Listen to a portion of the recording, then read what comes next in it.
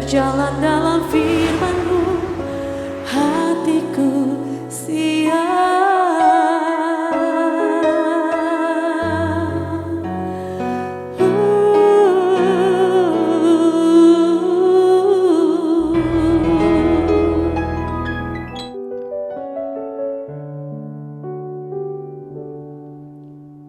Salam, God lover yang dikasihi oleh Tuhan Yesus Kristus. Senang boleh kembali bersama dengan saudara dalam program Raise and God malam hari ini. Kita sangat percaya bahwa kalau kita dalam hadirat Tuhan, kita akan alami ketenangan, kelegaan, kita bisa alami istirahat dengan baik setiap malamnya, kita bisa beristirahat sehingga produktivitas kita tetap terjaga. Saudara-saudara, setelah sepanjang hari ini kita mengalami banyak permasalahan, banyak situasi yang mungkin berat, mungkin masih jadi beban dalam pikiran dan hati kita. Ini waktu terbaik untuk bisa mengalami kelepasan, mengalami ketenangan di hati, yaitu menghampiri Tuhan. Percaya apa yang dikatakan oleh Tuhan Yesus itu benar adanya. Marilah kepadaku semua yang letih lesu dan berbeban berat, aku akan memberi kelegaan kepadamu. Apa yang membuat beban hatimu itu terasa berat saat ini? Apa yang membuat hatimu, hidupmu menjadi letih dan lesu? Mari kita bawa kepada Tuhan. Nikmati hadirat Tuhan, nikmati penghiburan dan kelegaan dalam Tuhan. Kita berdoa. Bapa di surga, kami ucap syukur atas anugerah yang sempurna di dalam Yesus Kristus. Kami boleh masuk dalam hadirat-Mu, menghampiri Engkau, menyapa Engkau, sebagai Bapa yang penuh kasih.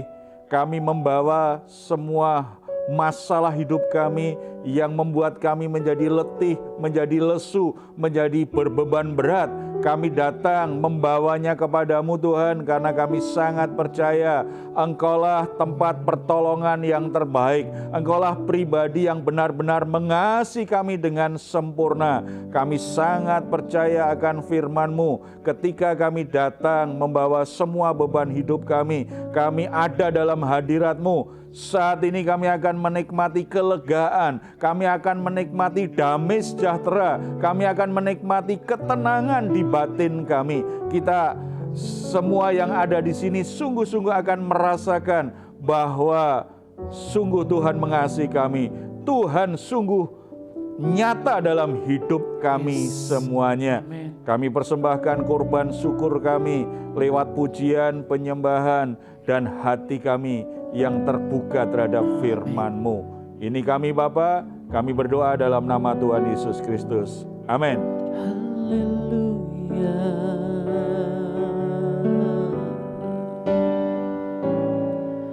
Jangan pernah menyerah, jangan berputus asa. Mujizat Tuhan ada bagi yang setia dan percaya.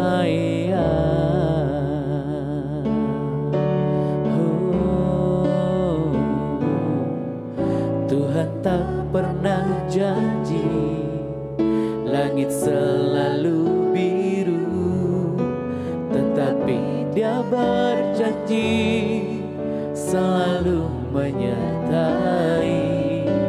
Tuhan tak pernah janji jalan selalu rata, tetapi Dia berjanji berikan kekuatan. Jangan pernah menyerah, jangan berputus asa. Mujizat Tuhan ada saat hati menyembah. Jangan pernah menyerah, jangan berputus asa. Mujizat Tuhan ada bagi yang setia dan percaya. Jangan pernah menyerah, jangan berputus asa. Mujizat Tuhan ada saat hati menyembah. Jangan pernah menyerah,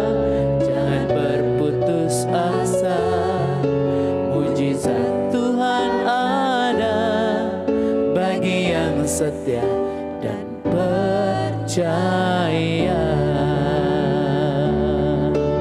Oh, haleluya. Kami percaya Kau berikan kekuatan dalam hidup kami. Kami percaya mujizat-Mu masih ada, Yesus. Haleluya. Sebab Kau melihat hati kami, Tuhan. Hati kami tertuju padamu, Yesus. Kau layak diagungkan. Terima kasih Tuhan, biar segala kemuliaan bagi-Mu. Haleluya, Yesus. Hatiku mengasihi, Yesus. Hatiku mengasihi-Mu. Hatiku ingin mengenal-Mu, ingin mengerti-Mu, Yesus. Tuhan, Kau lihat isi hatiku. Hatiku mengasihi-Mu, Tuhan. Hatiku mengasihi-Mu.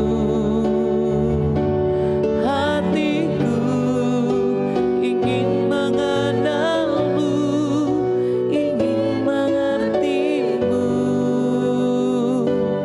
Tuhan, Kau lihat isi hatiku. Puji Tuhan. Saudara-saudara, ada satu permohonan doa yang akan saya bacakan dan nanti permasalahannya menjadi sharing firman Tuhan saat ini. Mohon dukungan doa dari tim Res and God agar Tuhan menyembuhkan anak saya yang sakit seperti yang dulu pernah saya alami. Ini sangat bagus sekali ya, pernah disembuhkan Tuhan dan masih ingat.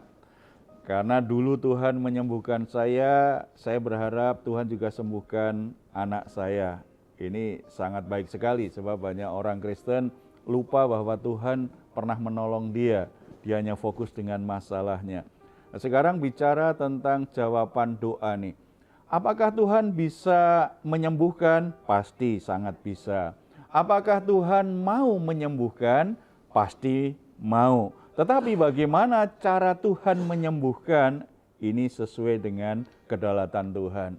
Tuhanlah yang menetapkan kapan Dia menyembuhkan, bagaimana caranya menyembuhkan, lalu apakah doa itu dijawab, ya aku akan sembuhkan, atau Tuhan berkata, ikuti saja proses kesembuhannya supaya kamu belajar banyak dari sakit penyakitmu, atau mungkin Tuhan justru menjawab, tidak, ini memang waktunya aku panggil dia.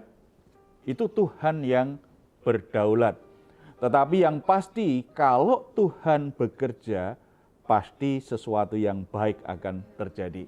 Kita akan lihat ada satu bagian kisah di Injil Markus tentang kebaikan yang Tuhan kerjakan lewat adanya masalah itu ya. Kita akan baca Markus pasal 7 ayat 31 sampai 37. Kita lihat dulu ayat 31 sampai 34. Kemudian Yesus meninggalkan pula daerah Tirus dan dengan melalui Sidon pergi ke tanah Galilea di tengah-tengah daerah Dekapolis. Di situ orang membawa kepadanya seorang yang tuli dan yang gagap dan memohon kepadanya supaya ia meletakkan tangannya atas orang itu. Dan sesudah Yesus memisahkan dia dari orang banyak sehingga mereka sendirian, ia memasukkan jarinya ke telinga orang itu, lalu ia meludah dan meraba lidah orang itu. Kemudian Yesus menengadah ke langit, Yesus menarik nafas dan berkata, Efata, artinya terbukalah. Dan anak itu menjadi sembuh, orang itu menjadi sembuh. Saudara-saudara, ini kisah yang baru ini ya. Kalau kita pelajari ya, sebelumnya Yesus dan murid-murid berjalan melintasi Dekapolis, ditolak pelayanannya. Orang-orang di Dekapolis itu menolak kehadiran Yesus dan pelayanan Yesus. Tetapi di sini ternyata ada yang merespon ketika Yesus melintas lagi di daerah itu, ada yang merespon dan ada orang yang sakit, tidak bisa mendengar dan tidak bisa bicara. Tuhan meresponnya dengan cara yang sangat positif sekali. Tuhan mendekati dan lakukan sesuatu yang ajaib sehingga orang itu alami mujizat kesembuhan. Dari perikop ini kita bisa belajar dua hal penting. Yang saya baca tadi, yang kita baca barusan itu menunjukkan bahwa mujizat Yesus itu sangat kreatif sekali, tidak pernah dibatasi oleh cara, gimana caranya. Tidak, di sini Tuhan panggil sendiri itu orang yang sakit itu menyendiri, kemudian Tuhan masukkan tangannya, jarinya ke telinganya, Tuhan meludah, lalu lidahnya orang yang bisu itu dia olesin dengan ludahnya dan Tuhan berkata Efata dan orang itu menjadi sembuh. Sangat tidak biasa. Sementara banyak orang Kristen berpikir kalau namanya orang sakit ya harus ditumpangin tangan, selesai. Kalau namanya orang sakit harus diurapi dengan minyak supaya sembuh. Sehingga banyak orang yang akhirnya kecanduan ditumpangin tangan pendeta. Jadi kalau belum ditumpangin tangan, belum afdol doanya. Harus Pak Pendeta tumpang tangan. Itu benar loh, saya berapa kali ada yang telepon saya begitu tuh, Pak Pendeta, dia cerita macam-macam masalahnya, kemudian dia juga jadi sakit karena masalah itu. Saya kalau begitu Ibu, saya berdoa ya. Oh boleh Pak Pendeta, kapan kita ketemu? Maksud saya lewat telepon saja, nggak masalah Bu. Oh enggak Pak, kalau nggak ketemu enggak lah. Bapak harus tumpang tangan di kepala saya. Gitu. Dan tidak hanya satu orang, dua orang itu yang seperti itu. Jadi orang berpikir tangan pendeta itulah yang membuat sembuh kecanduan. Ya, iya. Apalagi kalau terbiasa ditempeleng suami ya. Ditumpangin tangan pendeta yang lembut begitu kan, jadi langsung maknyes gitu rasanya. Bukan begitu, atau kalau enggak harus dengan minyak urapan. Kalau tidak enggak akan sembuh. Orang akhirnya juga kecanduan juga dengan minyak urapan. Berpikir itu minyak keramat yang punya kuasa. Lupa bahwa itu hanya bagian dari proses ketika ada orang sakit. Memang ada kalanya bisa saja dioleskan dengan minyak. Tetapi bukan itu yang utama. Bahkan kalau nggak ada minyak nggak ada masalah. Sebab doa itu yang paling penting dengan iman. Bukan dengan alatnya. Yesus di sini menunjukkan bahwa cara kerja Tuhan itu sangat tidak terduga. Di luar kebiasaan orang pada masa itu, bahkan mungkin mengejutkan. Bagaimana mungkin Tuhan menyembuhkan orang yang bisu justru diolesin dengan ludahnya. Kemudian ditarik ludahnya, gitu misalnya. Itu dengan cara-cara yang tidak terduga. Artinya Tuhan itu bisa bekerja dengan cara yang melampaui kebiasaan orang. Bahkan mungkin dianggap nggak normal, tetapi bagi Tuhan tidak terbatas caranya. Kita berkata normal dan nggak normal itu yang kita sebut normal kan karena itu kebiasaan kita. Cara Tuhan itu sangat tidak terbatas. Kalau saudara bergumul tentang keuangan, cara yang normal kan Tuhan memberkati dengan gaji ketika saudara kerja. Tetapi apakah Tuhan hanya mencukupi kebutuhan kita dengan gaji kita? Tidak juga. Tuhan kadang-kadang melakukan sesuatu yang tidak terduga. Ada seseorang yang kebetulan kenal dengan kita, status sosialnya sebenarnya lebih rendah dari kita, bisa dipakai Tuhan tuh untuk menolong kita. Itu kan sesuatu yang nggak normal, sesuatu yang nggak biasa. Itu bisa terjadi. Berarti kalau kita berdoa mohon mujizat Tuhan untuk anak yang sakit, jangan membatasi cara Tuhan dengan pikiran kita. Jangan membatasi cara Tuhan dengan kebiasaan yang sering kita lihat dilakukan oleh hamba-hamba Tuhan. Tetapi fokuskan hati kita, percaya betul bahwa Tuhan sanggup menolong kita. Kita percaya Tuhan punya cara yang tidak terbatas untuk menolong kita. Tuhan tidak pernah kehabisan cara untuk menolong kita. Kalau satu cara itu belum ada hasilnya, kita punya semangat. Mungkin Tuhan tidak pakai cara ini. Cari kesempatan yang lain, mungkin cara yang lain lagi. Itu artinya membuat kita kan tidak pernah menyerah dengan situasi dan kondisi apapun. Karena kita percaya betul Tuhan tidak pernah kehabisan cara. Mungkin belum pas dengan caranya Tuhan saja, sehingga belum sembuh. Mungkin belum pas dengan caranya Tuhan saja, sehingga masalah kita belum selesai. Temukan cara itu. Berdoa lagi, minta pimpinan Tuhan. Saya kalau berdoa untuk orang sakit, saya tidak langsung berdoa untuk kesembuhannya. Yang saya doakan adalah supaya orang sakit itu tahu Tuhan sedang ajar apa kepada dia. Tuhan sedang mengajarkan apa dalam hidupnya, kenapa dia sakit. Kalau dia mengerti Tuhan sedang ajarkan apa, dia tidak akan berkeluh kesah dalam keadaan sakit belum sembuh. Dia tidak akan putus asa, dia akan bisa lewati proses dengan benar, tetap percaya, tetap berharap Tuhan bisa menyembuhkan. Tetapi kalau dia tidak belajar sesuatu dari penyakitnya itu, dia bisa marah-marah itu kalau nggak sembuh-sembuh. Bisa marah-marah, kemudian ngambek sama Tuhan gitu ya. Ada seorang ibu yang sakit parah di rumah sakit. Dia pesan ke temannya, bisa nggak Pak Heru dan istri datang? Kenapa? Supaya doakan saya. Kenapa? Saya pahit hati dengan Tuhan ini. Wah, pede banget ceritanya. Saya pahit hati dengan Tuhan. Jadi ternyata problemnya dia ini rajin pelayanan. Dia waktunya banyak dipakai untuk pelayanan. Setia melayani, semangat melayani. Kemudian sakit parah. Sakit parah bukannya tambah sembuh, tambah kritis. Dia dalam keadaan putus asa.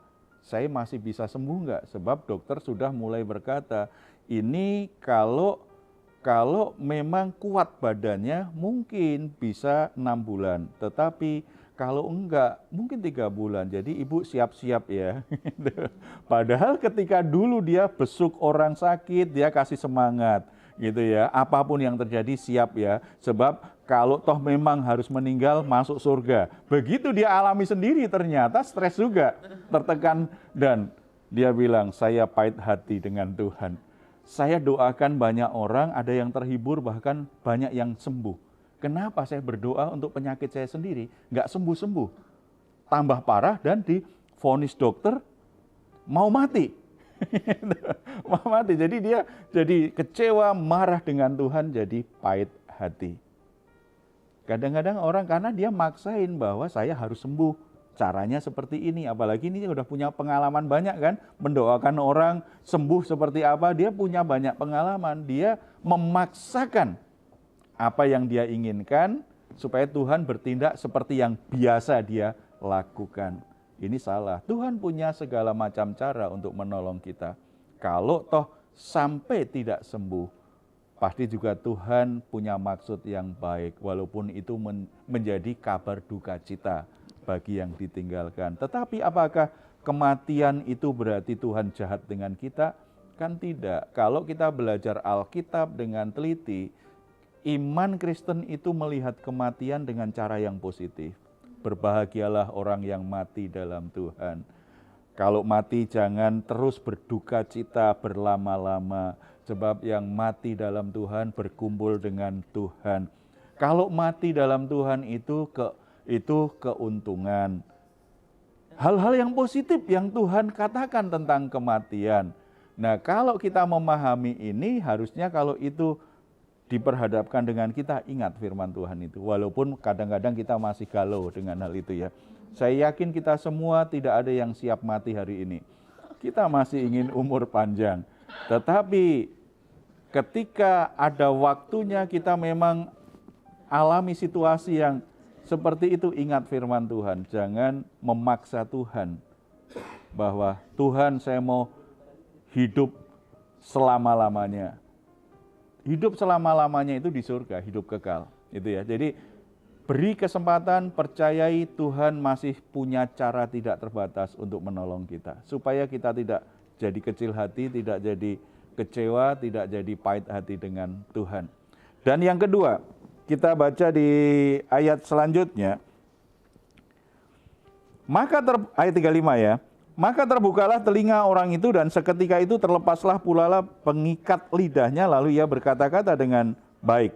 Yesus berpesan kepada orang-orang yang ada di situ supaya jangan menceritakannya kepada siapapun juga, tetapi makin dilarangnya mereka, makin luas mereka memberitakannya. Ayat 37, mereka takjub dan tercengang dan berkata, ia menjadikan segala-galanya baik, yang tuli dijadikannya mendengar, yang bisu dijadikannya berkata-kata. Ini luar biasa, berarti Tuhan itu menjadikan segalanya baik. Tujuannya apa? Tuhan menyembuhkan kita, Tuhan memberkati kita, Tuhan menolong kita, Tuhan membuka kesempatan besar dalam hidup kita, dalam bekerja, dalam berusaha. Tujuannya apa? Supaya melalui itu nama Tuhan dimuliakan. Tidak bisa menghalangi orang jangan ngomong ya, ternyata mereka tetap ngomong. Karena ketika orang itu melihat pekerjaan Tuhan yang ajaib, dia tetap cerita terus. Makanya aneh kalau ada orang Kristen ketika dalam persekutuan begitu, sekarang kita buka ruang kesaksian, semuanya mengheningkan cipta. Seperti hari pahlawan. Kemudian ketika pemimpinnya berkata, Bapak mau bersaksi? Belum. Kamu? Belum. Kamu? Belum. Lalu ditanya lagi, siapa yang selama seminggu ini mengalami berkat Tuhan, pertolongan Tuhan? Semuanya bilang, kami. Gitu. Ditanya, apa berkat Tuhan, pertolongan Tuhan? Banyak sekali Pak. Kalau begitu kamu cerita satu saja. Diem. Itu kan nggak cocok. Kalau orang sungguh-sungguh mengalami hadirat Tuhan, mengalami berkat Tuhan, mengalami pertolongan Tuhan, mulutnya tidak akan bisa diam. Hatinya akan bersemangat terdorong untuk bercerita seperti yang dialami orang yang mendapatkan kesembuhan dan orang yang membawa dia kepada Yesus. Cerita. Ketika mereka bersaksi, itu yang namanya bersaksi ya. Begitu kesaksian itu disampaikan, orang yang mendengarnya menjadi takjub. Orang yang mendengarnya kemudian kagum dengan Yesus dan berkata, sungguh dia melakukan segala sesuatu menjadi baik adanya. Yang tuli dibuatnya menjadi mendengar. Yang bisu dibuatnya bisa berkata-kata. Pujian itu akhirnya diberikan kepada Tuhan.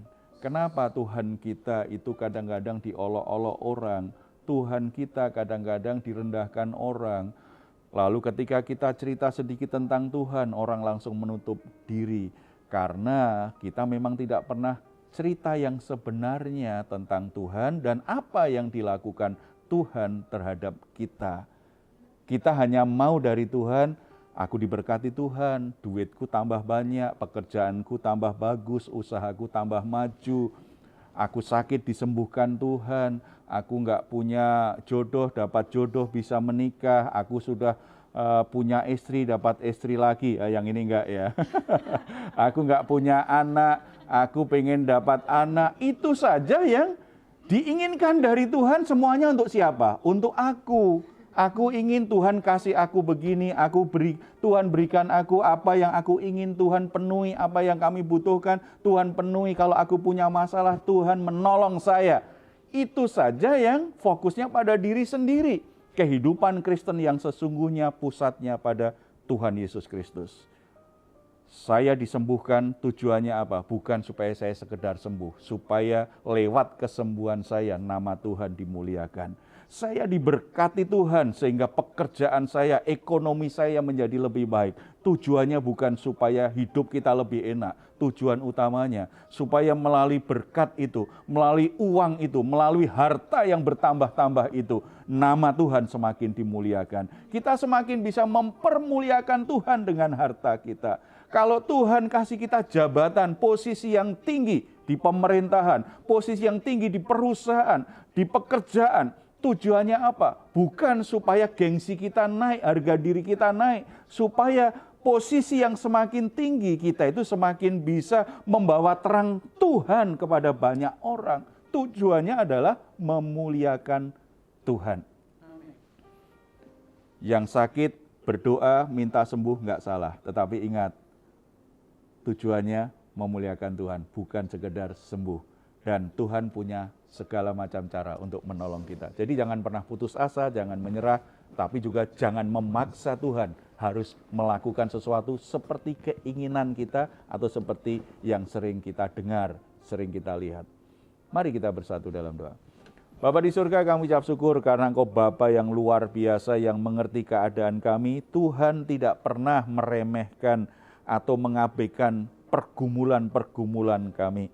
Kami bersyukur lewat firman Tuhan hari ini kami diingatkan bahwa sebenarnya Tuhan punya cara yang tidak terbatas, cara yang tidak terduga untuk menolong kami. Bahkan cara-cara yang mungkin dianggap tidak wajar, tidak normal dalam pandangan manusia. Tetapi Tuhan bisa mengerjakan hal-hal yang sungguh membuat kami terheran-heran. Dan ketika Tuhan bekerja, segala-galanya menjadi baik adanya. Sesuatu yang buruk menjadi baik, situasi yang buruk menjadi baik adanya. Karena apa yang Tuhan kerjakan itu kebaikan semata. Bapa di surga, hamba-Mu berdoa untuk saudara-saudara kami yang masih bergumul dengan sakit penyakitnya, untuk orang tua yang bergumul dengan anaknya yang sakit, untuk saudaranya yang sakit. Mari Bapa, ulurkan tangan-Mu, jamah saudara-saudara kami yang sakit itu. Nyatakan keajaiban-Mu, nyatakan kuasa-Mu yang besar itu. Dengan cara-Mu yang tidak terbatas, sembuhkan mereka Tuhan. Nyatakan belas kasihan-Mu yang menyembuhkan Tuhan. Sehingga mereka boleh mengalami kesembuhan hari ini dan nama Tuhan dimuliakan. Di hati mereka, di mulut mereka keluar satu puji-pujian, satu kesaksian kepada orang-orang di sekitarnya. Supaya lewat kesembuhan yang Tuhan berikan, nama Tuhan semakin dihormati, nama Tuhan dipermuliakan. Terima kasih Bapa di surga. Demikian juga untuk saudara-saudara kami yang sedang mengalami situasi sulit yang lain, soal pekerjaannya, soal rumah tangganya, soal persaudaraannya, hubungan-hubungannya yang rusak saat ini. Mereka benar-benar mengalami situasi yang sulit membuat mereka kehilangan sukacita. Tuhan, dengar pergumulan mereka Bapa. Belas kasihan-Mu kiranya Tuhan berikan kepada mereka semuanya Tuhan. Supaya oleh pertolongan Tuhan ada jalan keluar yang terbaik. Ada sesuatu yang baik mulai terjadi. Bahkan situasi-situasi buruk itu pun akhirnya membuka kesempatan bagi anak-anak-Mu untuk menemukan kebaikan Tuhan yang luar biasa itu. Keajaiban mujizat Tuhan itu Tuhan kerjakan dengan cara-Mu yang sangat kreatif, cara-Mu yang sangat unik itu Tuhan. Terima kasih Bapa. Nama-Mu dipuji, dimuliakan oleh kehidupan anak-anak-Mu di rumah tangganya, dalam pekerjaannya, dalam pelayanannya, dalam segala sesuatu dalam hidupnya. Biarlah semuanya memancarkan kemuliaan nama Tuhan Yesus Kristus. Terpuji nama-Mu Bapa. Kami berdoa dalam nama Tuhan Yesus Kristus. Amin.